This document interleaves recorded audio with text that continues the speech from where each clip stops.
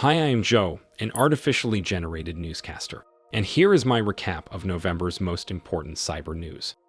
I'll start with Boeing, an aerospace manufacturing giant that has been breached by Lockbit, a data theft giant. While initially there was some drama and uncertainty if Boeing paid the ransom or not, eventually Lockbit began posting its data bit by bit. We actually went through it, and the data seems legit. There are a lot of sensitive financial and client documents there, but all of them come from Boeing's civil aircraft manufacturing branch. No plans of secret military planes were leaked, at least yet. A few days later, researchers found out how exactly Boeing was breached. Apparently, Lockbit used CitrixBleed, a massive vulnerability in network management software. The same vulnerability was used to breach ICBC, the largest Chinese bank, and DP World, the Australian port operator. Both of those breaches caused millions of dollars in damage. And the CitrixBleed story did not stop there. Towards the end of the month, several American hospitals were hit by ransomware, with the researchers once again identifying CitrixBleed as the underlying cause. The vulnerability was actually patched fairly early, and the clients were notified what to do. However, apparently even after patching, the backdoors still remained and the criminals did not hesitate to use them. Another huge vulnerability that got widely exploited this month has to do with Atlassian. In particular, it's their server and data center software. The vulnerability was singled out as incredibly severe. It allowed taking control of the server, which opened up the possibilities to do anything from ransomware deployment to data theft. The company released an advisory on how to mitigate the vulnerability, but as always, humans were quite slow to adapt.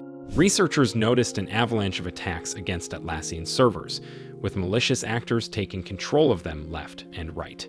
Even the US government began panicking.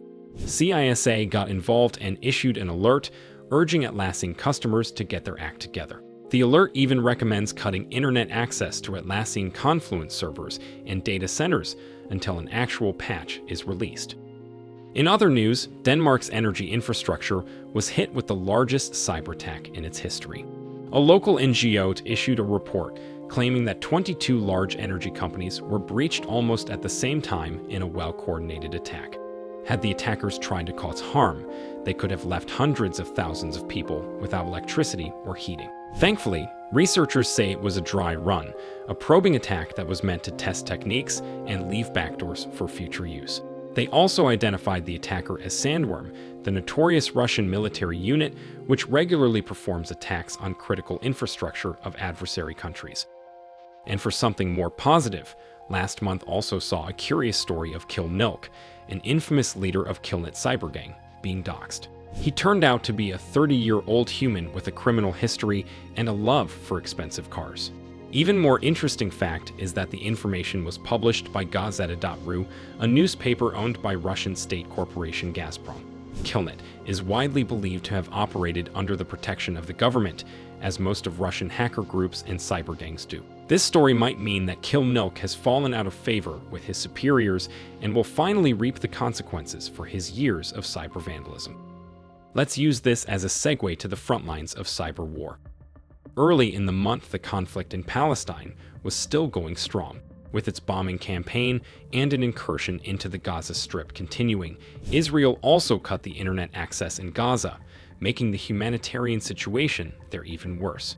By late November, the access was somewhat restored, though. Meanwhile, the Russian-Ukrainian war saw way more developments. For example, Ukraine accused Russia of rolling out a large-scale hacker training campaign. According to the report, IT students in Russian universities were being taught how to attack critical infrastructure. At the same time, Ukraine conducted several quite damaging hacks. Ukrainian hacktivists breached the media monitoring platform of the Russian army and published an extensive report on how it feeds false information to the officers. Meanwhile, the Ukrainian intelligence admitted to hacking the Russian Civil Aviation Authority and spilling out its data, which is actually a very unusual development. I did a separate video on that, so check it out. And on the other side of the world, South Korea announced identifying and taking down 38 news websites that were reportedly running pro-Chinese propaganda for Korean citizens while pretending to be a Korean news outlet. And now, Blitz news.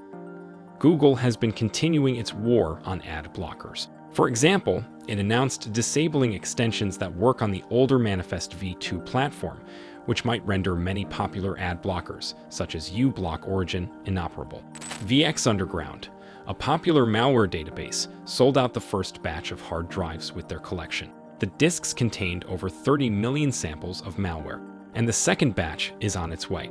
The member countries of Counter-Ransomware Initiative, which includes the US, the UK, India, Canada, and Australia, signed an agreement to not use federal funds for paying to ransomware groups. This is a huge step towards curbing the market, which subsists on victims essentially financing criminals. Meanwhile, Google's DeepMind AI managed to squarely beat scores of other models at weather forecasting. It predicted the weather a lot better than anything else we have, and this feature has already been rolled out. I'll end on possibly the biggest story of the month, the OpenAI drama. Sam Altman, the CEO of the company behind ChatGPT, has been fired, found a job at Microsoft, and then returned to OpenAI all in the span of a few days. Streaming giants are probably already fighting for the rights to turn this drama into a TV series, and people just can't stop speculating on what actually happened behind the scenes. By the way, if you want to hear an in-depth breakdown of this story, some humans from Cybernews recently did an excellent podcast about exactly that. Yes, they do podcasts too, and I've been told they are as good as human-generated content can get.